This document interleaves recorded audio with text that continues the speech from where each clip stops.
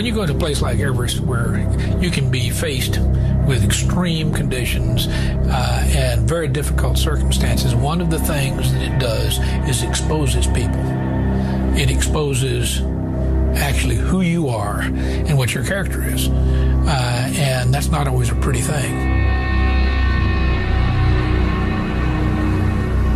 The highest summit in the world, standing at the cruising altitude of much commercial jet traffic, Everest not only shows a climber his true nature, but also has a potent and disturbing effect on his mind. Although I consider myself a relatively rational human being, I have to confess that the closer I got to the summit of Mount Everest, the more I wanted to be there.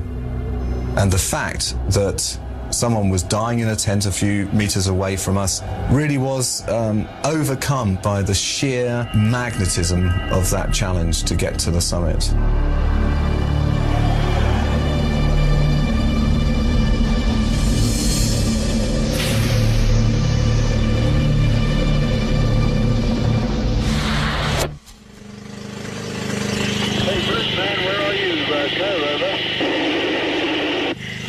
Top of the world, mate, over. Still on top of the summit at the moment, are you? Yes, I'm sleeping, over. On the 25th of May, 1996, Bruce Harrod found himself on the summit of Everest at 5 p.m. local time. Firstly, congratulations, mate. And secondly, now you reached the big last down here, over. From England, Bruce's partner, Sue Thompson, rang base camp for an update. As I got through to the base camp manager, I heard the crackle of a radio in the background, and I heard Bruce come on the radio. And they told me, hey, he's actually on the summit. And I remember looking at my watch, thinking, this is crazy. I'll be real careful going down. I'm not going to rush everything. I've got too much to look forward to. And I eventually finished the conversation and said, you must get moving, you must get moving. And he just said, yep, over and out. And that was the last that anybody ever heard from him.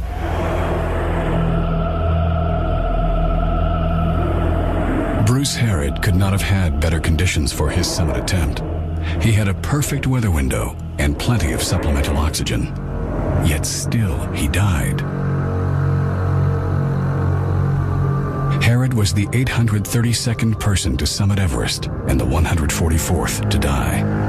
Understanding why Harrod died is to understand something of the effect that this mountain has on the people who get near its summit. Everest is bewitching, it is beguiling, it's intoxicating, and the closer you get to the summit, the more the magnetic power of reaching that point becomes all-consuming. The summit of Everest is 8,850 meters, 29,035 feet high. And whatever route you use to get there, you have to enter the death zone. This begins at 7,600 meters, where there is only 1/3 of the atmospheric oxygen there is at sea level. The body struggles, thought processes are slow, and decision-making is difficult. It's an alien environment. The human body is not made to live above 8,000 meters. Your judgment is clouded. Your brain requires a great deal of oxygen to function. Your brain is only 2% of body weight, but it takes in 15% of the body's oxygen. So one of the very first things that happens at high altitude is your judgment gets clouded. If you can't get oxygen into your brain, you can't think clearly. And your energy reserves are depleted. You don't have much energy to spare at that altitude. Your energy reserves are so low, in fact, that if you get a simple cut, you don't have enough reserves to even heal it. Bruce Harrod should have learnt some of the foibles of the death zone, for he was there with his teammates Ian Woodall and Kathy O'Dowd just 2 weeks before his death, when the most fatal storm in Everest's history kicked in. Surviving the death zone in perfect conditions is tough enough, but Harrod witnessed firsthand what happens if the weather turns bad when you haven't made it back to the relative safety of the top camps. Camp 4 base camp, Camp 4 base camp, do you copy, over? We try to keep ourselves alive up here, over. Yeah, this does look a bit like a disaster. Rescue parties are being organised. Harrod, Woodall, and O'Dowd were sheltering in their tents at Camp 4, the top camp on the standard southern route, when the storm hit. People at base camp were desperately trying to help as many as 12 climbers who were stranded in the death zone. Ken Kamler, climbing with the National Geographic team, also witnessed the storm from Camp 3, 700 meters lower down the mountain.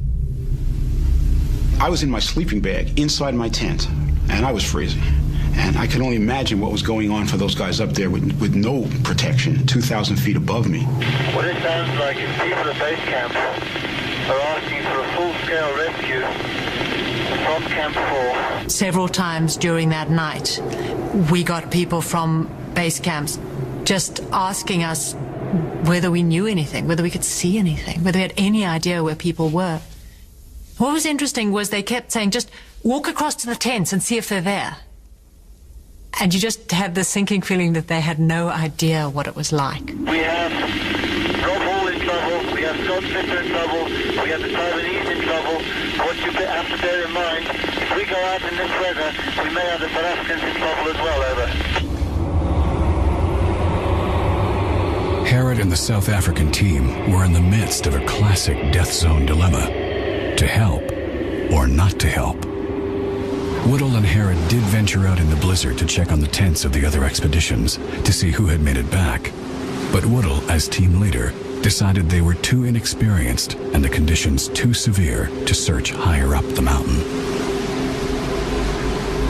We'd not climbed up to the summit of the mountain before, so going searching is virtually impossible. You know, it's one thing to navigate when the weather's good, which has been our plan. To start navigating in a storm, looking for people who could be anywhere, is virtually impossible.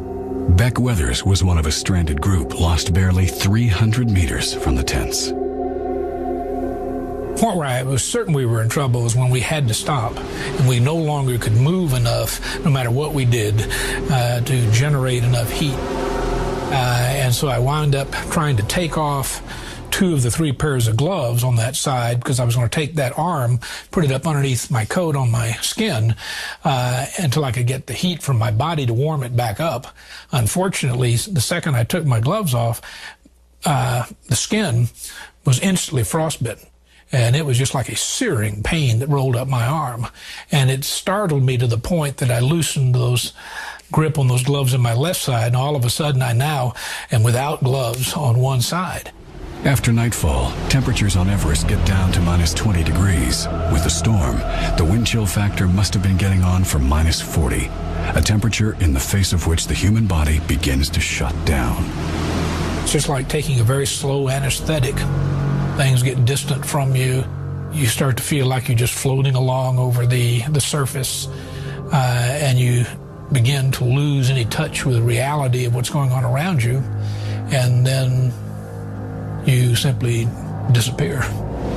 Neil Beetleman, the senior climber in the stranded group, managed to escort several people back to 20 hours on the mountain. He couldn't go back out. I was pretty wasted, and I know I passed out probably a couple times for different amounts of time, and I really wish I had been able to regroup or go back and help the rest of the people in, but Yasuko and Beck were not brought back from the huddle. Weathers and climbing colleague Yasuko Namba were found the following morning when the storm had abated, alive but barely breathing. One of the doctors who was up there had basically said he's still alive, but he's not going to, certainly not going to be savable at this point. The harsh but fundamental rule in the death zone is that if you can't walk, you are left to die. This is because mere survival at this altitude is so tough that no one has the physical strength to drag, let alone carry someone else to safety. To do so would be to risk your own life.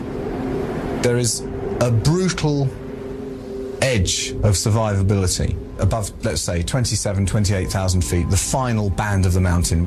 And it's almost a cold, rational awareness that you yourself are beyond help. And that is the reason why morally correct behavior seems to go out of the window.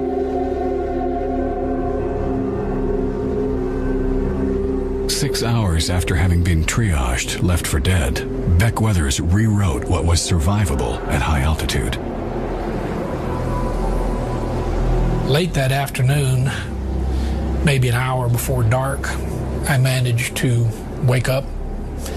I opened my eyes, and I had a rather clear, crystalline vision of my wife and children before me, and it drove me to my feet, and it kept me moving till I got into camp. Todd Burleson was outside, and he wasn't sure who it was who came walking in, but he said, "Pete, it's Beck. It's Beck Weathers." And of course, I picked my jaw up off the tent floor and got outside, and just was met by this very ghostly and sort of ghastly apparition. I thought Beck's survival was a miracle. That somebody could, as I understand it, actually lose consciousness outside on the ice in those conditions and come round and then have the mental focus, the willpower to start to crawl. That is amazing. Beck Weathers' survival has called further into question the death zone convention of leaving those who cannot walk for dead. The decision to triage us to death, I understand. I don't know that I would agree with it, certainly not in retrospect, because obviously I made it. And you wonder what might have happened to Yasko had she been brought back. Beck Weathers is a perfect living embodiment of the cruelty that Everest can inflict when you're caught out in the death zone late in the day. Yet it's a testament to the mountain's draw that just 2 weeks after witnessing this cruelty firsthand, Bruce Harrod could take an ultimately fatal gamble.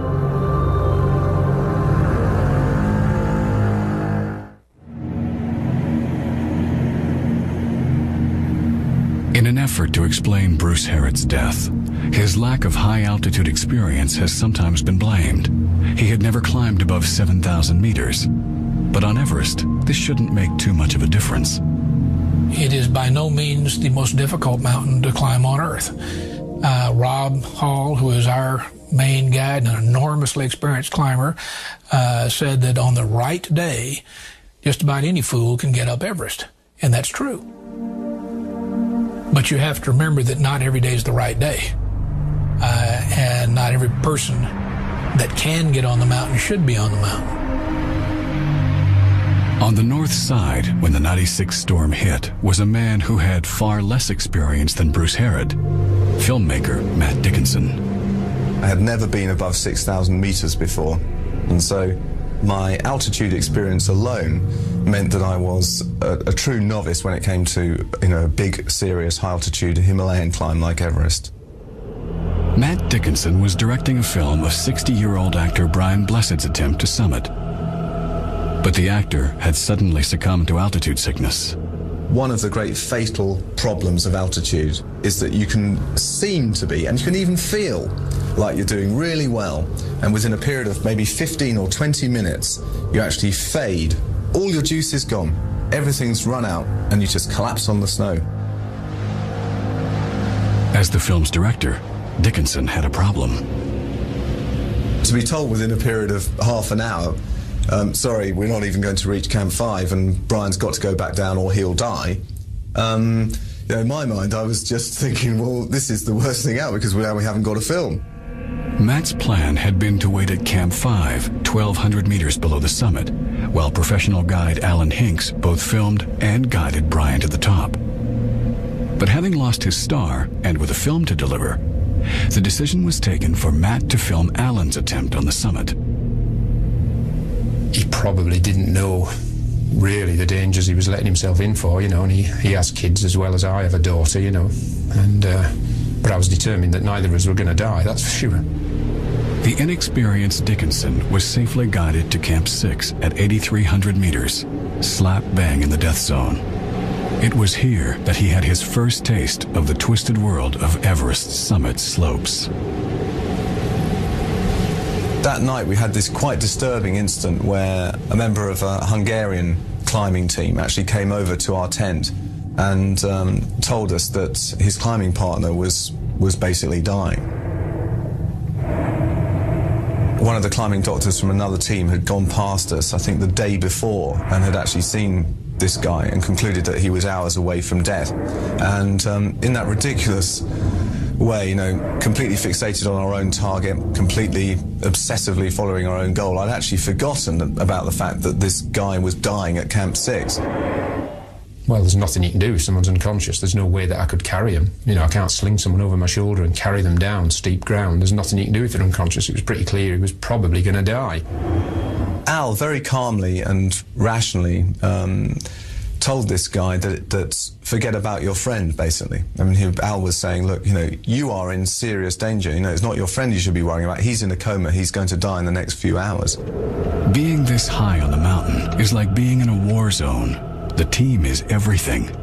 Few climbers show any compassion for dead or dying strangers. But I have to say, if it was one of my team members, then I definitely would have got up and seen what I could have done. Maybe I would have tried to have dragged them down, but I'm just saying that, I mean, it's impossible to drag somebody down at that altitude. You can hardly move yourself, really. Matt, focused on his film and on getting to the summit, had only some misgivings. I think in retrospect, what I would have liked us to have done was to go and have a look and see for ourselves what the condition of this guy was.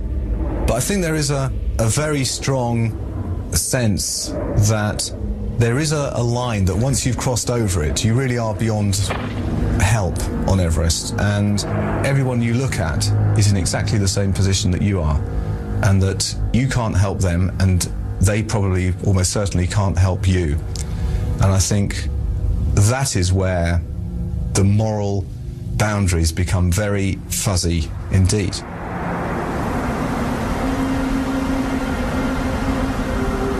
I don't think that morality changes with altitude.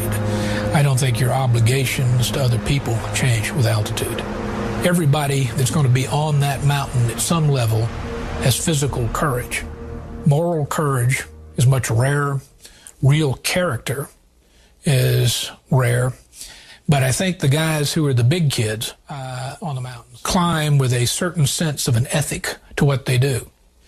That it's more important to live within that ethic than it is to go to a summit.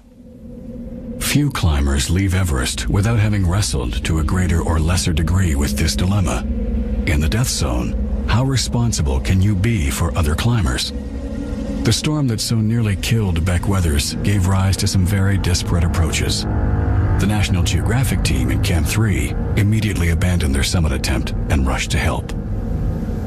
Our two strongest climbers were Pete Athens and Todd Burleson, and they decided to go up at that point to see what they could do. And I was struck by the fact that they opened their conversation to each other with how soon they could get ready. There was no question as to whether or not they should go. Yes, you're above 8,000 meters, but does it absolve you of being human? Does it absolve you of being feeling and helping people? It doesn't. I mean, we're responsible. We need to rise to that occasion and help people. The will to help is limited by both ability and resources. Pete Athens was an extraordinarily strong and experienced climber with 4 Everest summits to his name. He was further motivated by the fact that his friend and veteran guide Rob Hall was alive just 150 meters below the summit, having spent the night nursing an exhausted client, Doug Hansen. But even Pete Athens understood that there is a limit to what can physically be done. Before Todd and Pete left, they wanted to get a radio message to Rob. And I remember thinking the radio message is going to be something to the effect of, hold on, we're coming, or something like that. But it wasn't. And what the radio message that they tried to relay to Rob was to abandon Doug. You know, with heavy hearts, they felt that reality dictated that at that point there was no way Doug could be saved, and Rob should just leave him and try to save himself. It came as a shock, to hear that, but they were being realistic about it. Athens and Burleson headed up to Camp 4, where the first-timers of the South African team were also being realistic. Quite frankly, myself, Ian and Bruce were not strong enough to be out in that storm trying to rescue people. We'd just simply been more victims. But there were 3 Sherpas climbing with our group, and now they were strong, experienced climbers. And while obviously you can't simply order them up, it doesn't work like that, they indicated that if there was somebody who knew where to search for Rob Hall, they would be prepared to join with that group. So one of the things we were waiting was to find out if this rescue was going to happen. Ever since the confusion and chaos of the 1996 storm, the South Africans' behavior at Camp 4 has been a source of controversy in the climbing community. You know, we saw them getting in and out of their tents, but they really didn't have anything to do with us at that point. One of our people went over and asked if we could use their radios, and they said that they really didn't want to get involved with the effort. So we really didn't press upon them at that time. According to Kathy, they didn't hand over their radios because they had been ordered by base camp to hang on to them so they could act as a communications bridgehead. We weren't heroes. We weren't one of the enormously experienced, really big teams on the mountain. We didn't do anything terribly heroic, but we did offer. And we did everything that we were asked of by the people trying to coordinate the rescues lower on the mountain. Having lived through the worst the mountain could throw at them, the South African team abandoned their summit attempt and descended to base camp. But after a 10-day recuperation, the lure of the summit was still as strong as ever. Strong enough to get all 3 of them up there, but only 2 of them back.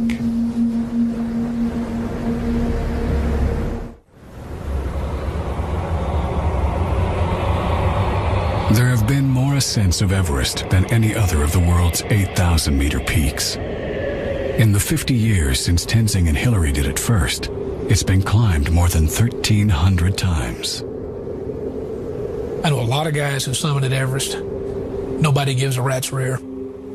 Once you get past Tenzing Norgay and Edmund Hillary, it's been done. So the move to stand on this little piece of real estate certainly may have personal meaning to you, but as an accomplishment, it doesn't amount to anything. Climbing is essentially a selfish experience. There may be a national cause, or you may be climbing for charity or to raise money, but essentially it's about personal challenge. The single-minded determination required for climbing in the death zone brings with it an inherent moral dilemma when a climber is confronted by another climber in trouble. Bruce Harrod's teammates faced just this dilemma in 1998 on the north side of Everest, when Kathy O'Dowd was attempting to become the first woman ever to summit from both south and north sides. 2 hours into her summit attempt, at about 8,600 meters, she came across a body in the snow. I got next to the figure, brushed the hair back from the face, and it was a woman. And that moment was just horrible. She had this long brown hair. And just for a minute, I felt as if I was looking in a mirror into my own future. And then the logical stuff clicked in. I started thinking, okay, what do I do? The person she'd found was Fran Arsantiev, who'd collapsed descending from the summit. She spoke to me. She said, don't leave me. I mean, it's not a great thing to hear. And then Ian's talking into her face, got her by the shoulders, trying to work out how coherent she is, and saying, look, we will help you, but you've got to help us. And she just stared at Ian with these huge pupils, like there's no reaction. And we figured at that point that she was not going to live long enough for wherever we could carry her to.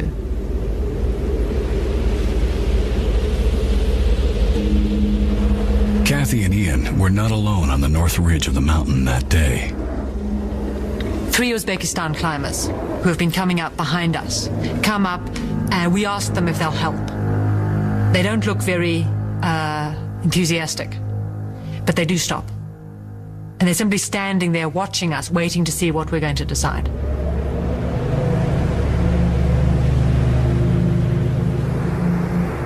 We pretty much looked at them and said, we don't think we can do anything. And they shrugged and went on. I decided to go down. I'd had enough. On the day that Fran Arsentiev died, a total of 8 people summited from the north side. I don't think you can just justify walking by somebody. For what purpose? To summit? You know, how important is that? If you've got somebody dying in front of you, whatever effort you still have left within you should be expended towards saving that person. Whether or not you may decide that you don't have the strength or the wherewithal to save that person, but that's a different issue than continuing on toward the summit. The reality may be that you may not be able to help somebody. But even if you do nothing else but sit down with them in their last moments and they have something to tell you, that's not a small thing. And even though that maybe I can't lift the guy across my shoulders and carry him down, I think you still have that obligation, that human connection.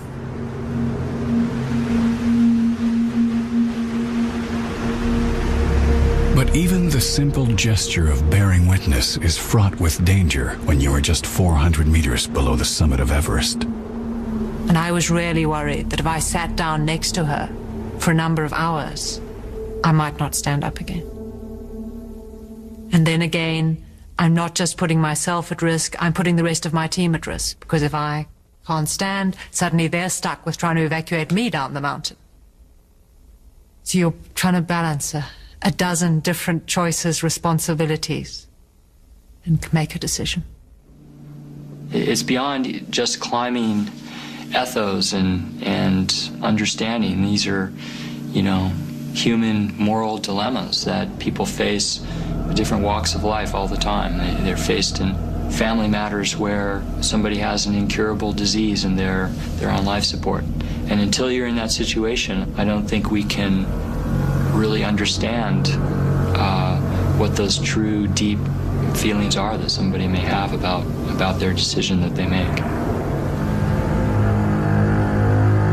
When the trouble a climber is in is principally of their own making, the dilemma becomes even more complicated. Fran Arsentiev had taken some extraordinary risks. She and her partner Sergei, whose body has never been found, had chosen to attempt Everest without supplemental oxygen, hugely increasing the risk of deadly high-altitude sickness and hypothermia. And this despite Fran never having climbed higher than 7,500 meters. I think people take on the decision to use or not use oxygen very spuriously, and they don't really think it through. People don't know how they're going to respond to those elevations. It really violates the self-sufficiency code of being a mountaineer or a climber. More than any other mountain, Everest attracts people who want to get to the top, not for the love of mountaineering, but as a way of achieving personal goals. Fran Arsentiev wanted to be the first American woman to summit without oxygen. Inasmuch as we have shared our dreams of being in the mountains, I have some exciting news. I hesitate to tell Mother about the coming events. Never in my lifetime has she ever expressed any feelings of happiness over my mountaineering endeavors. You see, it's just that I don't think my heart can carry yet another note of disappointment from her. I love her so much. No American woman has made it to the summit of Everest without the use of supplemental oxygen. I stand to gain a lot if I'm successful. And I believe if I failed as a mountaineer, I would still be respected for knowing when to get myself safely down the mountain. You have always managed to be the father I was missing over the years. Running interference between Mom and me. You will always have my gratitude and love, Frances. A lot of people say that she was selfish by doing this. But I was the one who let her go. You know, I was the one she gave me the last decision, the last word, if she should go or not. And I let her because I knew it was her dream. But I also knew that I had to let her go, because if I didn't, and she was growing old in her, rocking chair or something, she would really regret not going, and I didn't want that feeling.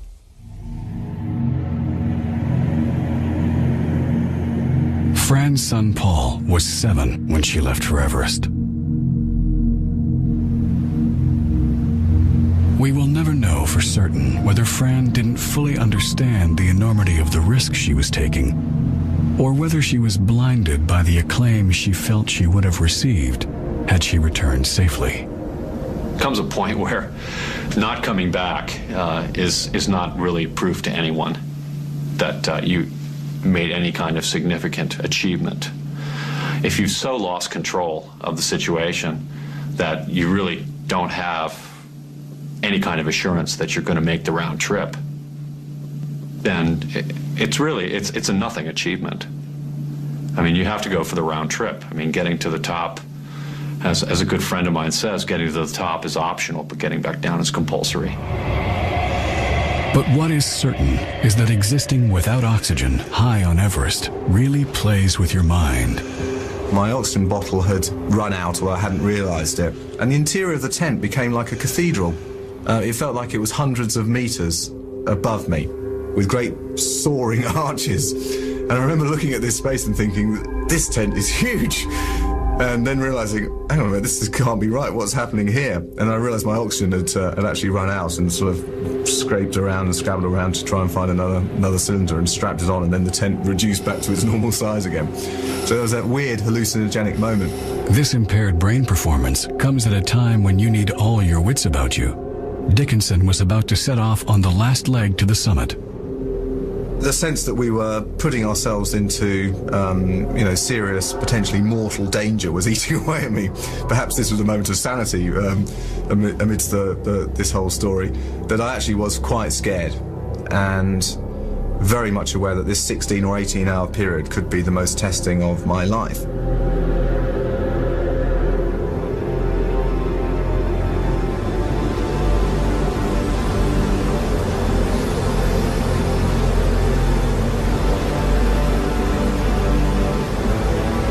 When we actually reached the top, that was an extraordinary moment. I was very much thinking of family and friends and people that I love, and thinking, well, they would never believe that this is what's happening to me at this moment. It was so extraordinary. And to stand there and look around and to see the greatest mountain view on the planet, and to realize we were looking down on the summit of Mount Lhotse and Shishapangma and Makalu, was an experience that I certainly will never have again in my lifetime. I'm absolutely sure. Matt had his film, and Alan, on his 3rd attempt, had finally summited. But in the elation of being, for that moment, the highest human standing on Earth, lay the hard realization, underlined by the bodies passed en route for the top, that there was still a long way to go until base camp. The summit is the halfway point, and when you stand on the top of the world, you are halfway there. But if you reach that summit, and that is the beginning and end of your focus on that mountain, then you'll probably die trying to get back down.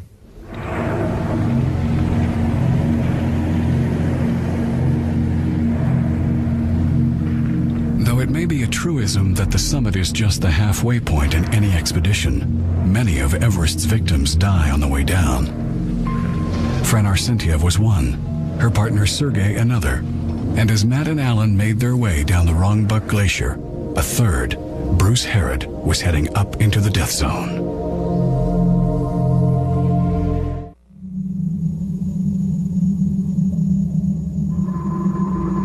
Bruce Herod was hired as expedition photographer by the South African team leader, Ian Woodall. The team was beset with difficulties from the outset. Indeed, by the time they actually reached base camp, 3 experienced climbers had quit. A fact that concerned Bruce's partner, Sue Thompson. I asked him on one phone call, are you happy with Ian Woodall's leadership? Would you believe that he would put his life on the line if you were in trouble? And he said, yes, I trust him. I was the one who had problems with that, because I knew that the other climbers on the mountain regarded the South African team as a very strange bunch indeed. The team's behavior during the storm that thwarted their first summit attempt on the 10th of may have been criticized, but they were united and determined. Unusually for an Everest expedition, the team ran on fairly democratic lines. Ian called everybody into the tent and said, look, I know what I want to do, but what do you guys want to do? And Bruce spoke first and said, I want to go back. And then I said, I do too. And Ian said, well, so do I. So what they want to do. And they also wanted to go back. Bruce faxed me and said, we've decided to go up again. And that really upset me, because it was a bold statement, this is what I'm going to do. And you're really no part of this consideration at all. His ambition to get to the top may have clouded the sensitivity with which he communicated with Sue, but the horrors of the storm were certainly still with him. Bruce and I had a long conversation the night, I think, before the team set out again. And he was extremely upset about Beck Weathers. And when I told him that it looked as if Beck was going to lose his hands, he actually cried. He was completely distraught and was clearly haunted by what had happened on May the 10th. And yet, almost in the same breath, he confirmed that they would be leaving again for the summit. From Camp 4 to the summit and back takes around 14 or 15 hours. In order to get back to the safety of the tents in daylight, climbers normally leave in the middle of the night. Aiming to leave at midnight, Bruce was delayed fixing a broken head torch, so Ian and Kathy set off ahead of him. Dawn came at about 4 a.m. It's a perfect day, so there are no navigation issues, complete blue sky. And it's not easy to get lost on that particular summit route to Everest. You are either on the ridge or you have fallen off it. Nobody did get lost, but Bruce never caught up with his two teammates.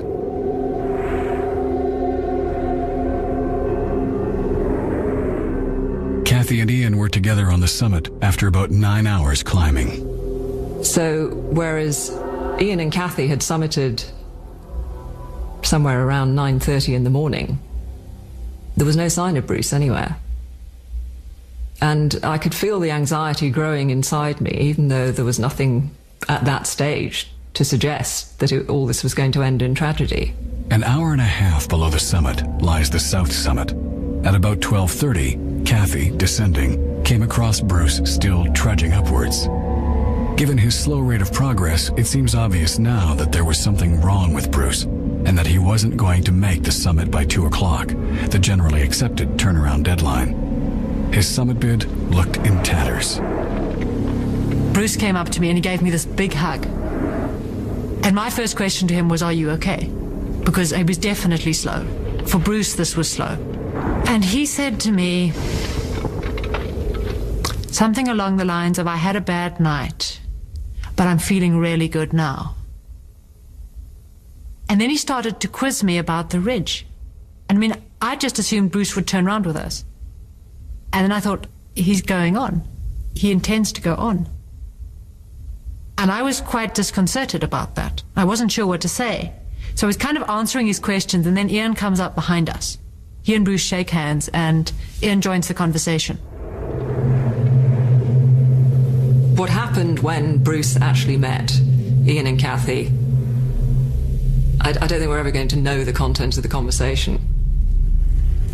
I think a highly experienced climber who no longer needs that sort of emotional attachment to the idea that it's the summit or nothing would have said, you are going to die if you do this. Perhaps such a bold statement might have triggered, a return to common sense. Despite Bruce appearing articulate and focused during this conversation, perhaps both Ian and Kathy, and most importantly, Bruce himself, should have realized from his slow progress that there was something physically wrong with him. He may have felt fine, but on the summit of Everest, there are no margins for error. Bruce was very enthusiastic, very energetic, very strong in his own right, but he didn't have the crucial amount of experience to make summiting a safe endeavor. And the people who were with him should have recognized that in him, should have realized that it was late, should have just done whatever they could have done, you know, cajoling, encouraging, dragging him down if they needed to, and just say, listen, this mountain will be here next year and the next year and the next year, but you need to come down. You need to come down now. I know people think that Ian should have been more autocratic and ordered Bruce down. Well, I quite frankly think that Bruce's response would have been, stuff off. And then what are you supposed to do? Take out your ice axe and threaten to hit Bruce if he doesn't turn round? And then what have you got? A fist fight at 8,500 meters on Everest? We are adults. We should be allowed to make choices. We should also be allowed to take responsibility for our own choices and not forever seek to blame somebody else. It's delusional to say that they're not responsible, that people are up there individually and behaving as individuals or behaving as a group of two and a group of one. I mean, that's utterly absurd, especially given what had taken place just a scant few weeks earlier. The outcome of the conversation was that the group once again separated. We will never know how Bruce was feeling, but we can assume he was utterly in the grip of summit fever. As the last member of the last team on the mountain that season, he was also totally alone. We got back to our Camp 4 about 3 o'clock in the afternoon, and now we're sitting with the radios on standby waiting. And he doesn't call, and he doesn't respond when we try and call him. So again, we assumed he'd turned round. And then at 5 o'clock in the afternoon, we get a radio call from him. And Ian's first thing was, Bruce, where the hell are you? And Bruce says, I'm on the summit. And my heart just sank. He took too long. He took way too long. Yeah, thanks very much, mate. Just made it. I'm not going to screw up now. Over.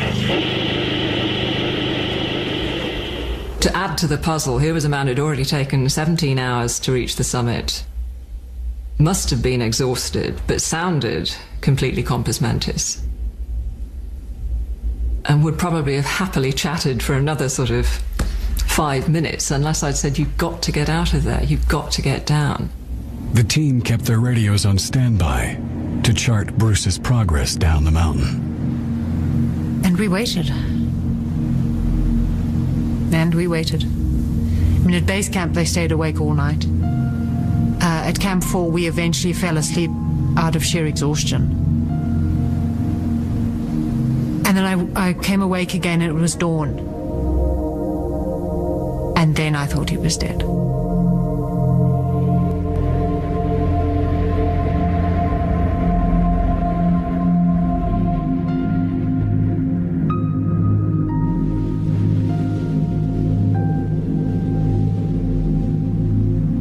It wasn't until almost a year later that reports got back to Sue Thompson of Bruce's body having been found.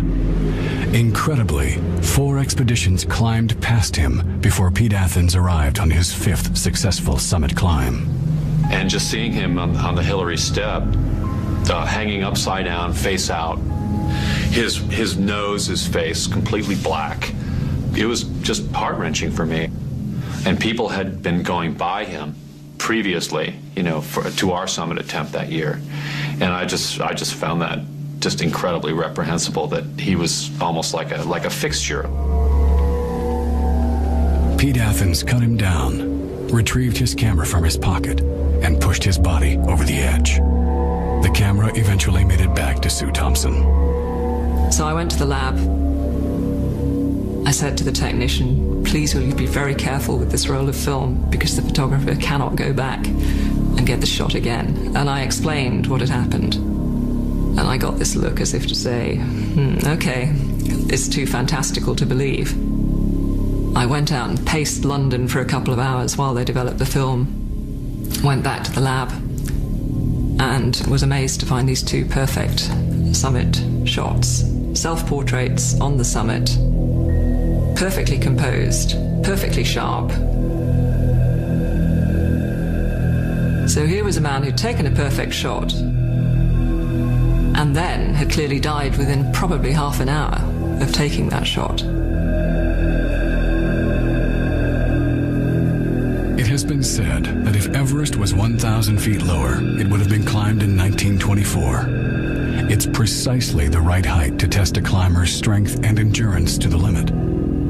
This location, at the very edge of what is humanly possible, ensures that no matter how many times the ethics of climbing in the death zone are debated, anyone wanting to stand on top of the world will find their morality severely tested as they fall under the spell of the summit of Mount Everest. People are still attracted by that allure of Everest. Some of them want to perform ever more extraordinary feats. They want to be the youngest, the oldest. It's never going to go away. But implicit in that is also the fact that there are always going to be more members of the Everest Bereaved Club. And, you know.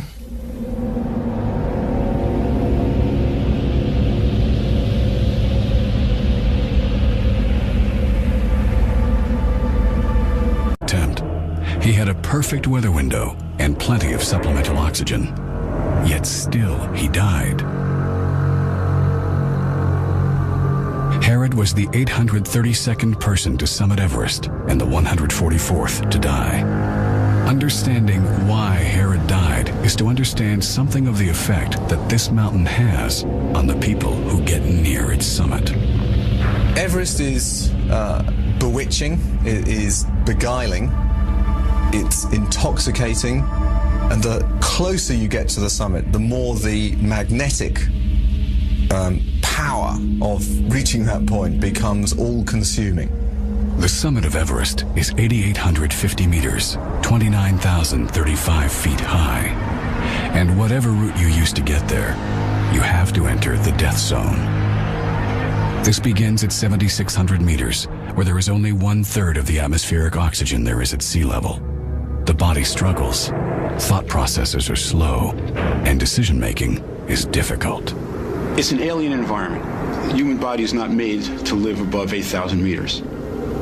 Your judgment is clouded. Your brain requires a great deal of oxygen to function. Your brain is only 2% of body weight, but it takes in 15% of the body's oxygen. So one of the very first things that happens at high altitude is your judgment gets clouded. If you can't get oxygen into your brain, you can't think clearly. And your energy reserves are depleted. You don't have much energy to spare at that altitude. Your energy reserves are so low, in fact, that if you get a simple cut, you don't have enough reserves to even heal it. Bruce Herod should have learned some of the foibles of the death zone, for he was there with his teammates Ian Woodall and Kathy O'Dowd just 2 weeks before his death, when the most fatal storm in Everest hit. From England, Bruce's partner, Sue Thompson, rang base camp for an update. As I got through to the base camp manager, I heard the crackle of a radio in the background, and I heard Bruce come on the radio. And they told me he's actually on the summit, and I remember looking at my watch, thinking, this is crazy. I'll be real careful going down. I'm not going to rush everything. I've got too much to look forward to. And I eventually finished the conversation and said, you must get moving, you must get moving. And he just said, yep, over and out. And that was the last that anybody ever heard from him.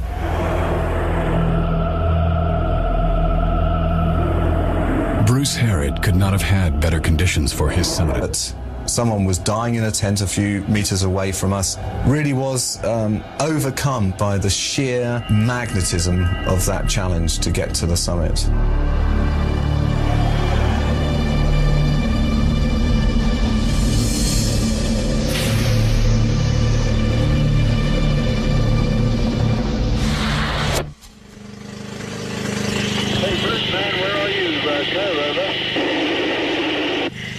Top of the world, mate, over. Still on top of the summit at the moment, are you? Yes, I'm sleeping. On the 25th of May, 1996, Bruce Herod found himself on the summit of Everest at 5 p.m. local time. Firstly, congratulations, mate. And secondly, now you reached the big last time here, eh?